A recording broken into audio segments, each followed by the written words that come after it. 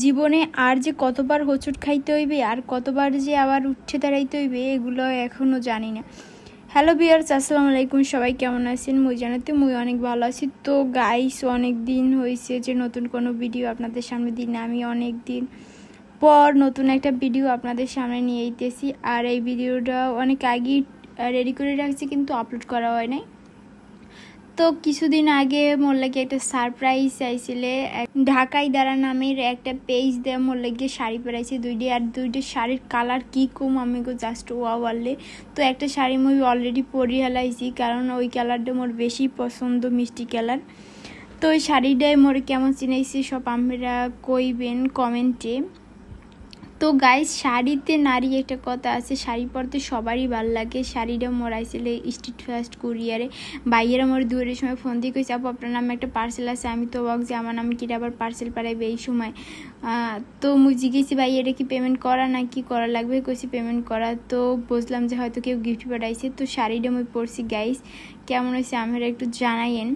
আর আমরা যে এই হাতের চুড়ি, গলায় যে একটা গয়না দেখতে পাইতেছেন, আর কানেরতে এইটা আয়াত নামের একটা পেজ দিয়ে মুই আনছিলাম, কারণ কাঠের গয়না মোর এক্সের ভাল লাগে। এইগুলো নারীরে আরও সুন্দর লাগে শাড়িতে হেইতে।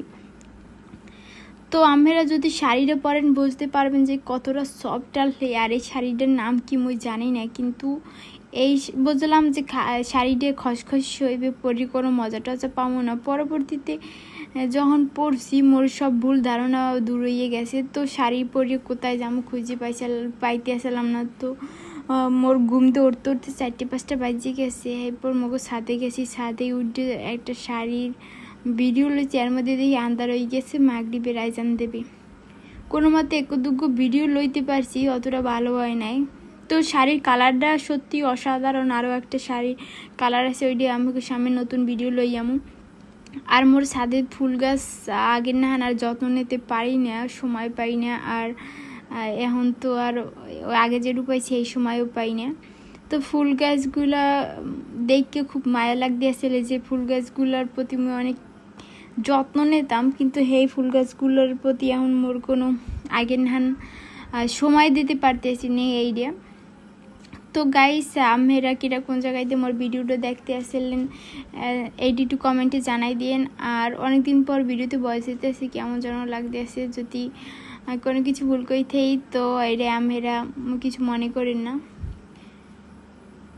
তো গাইস, ফাইনালি মুই একটা ফুল সিটে কানে দিয়ে লাইছি, এর মধ্যে থেকে কি কানের তারা উল্লে গেছে, উল্লে আবার ঠিক করলাম। তো গাইস, এখন আগের নাহান কে যেন ভিডিও করার আগ্রহ পাই না, মন টন কেমন যেন টানে না,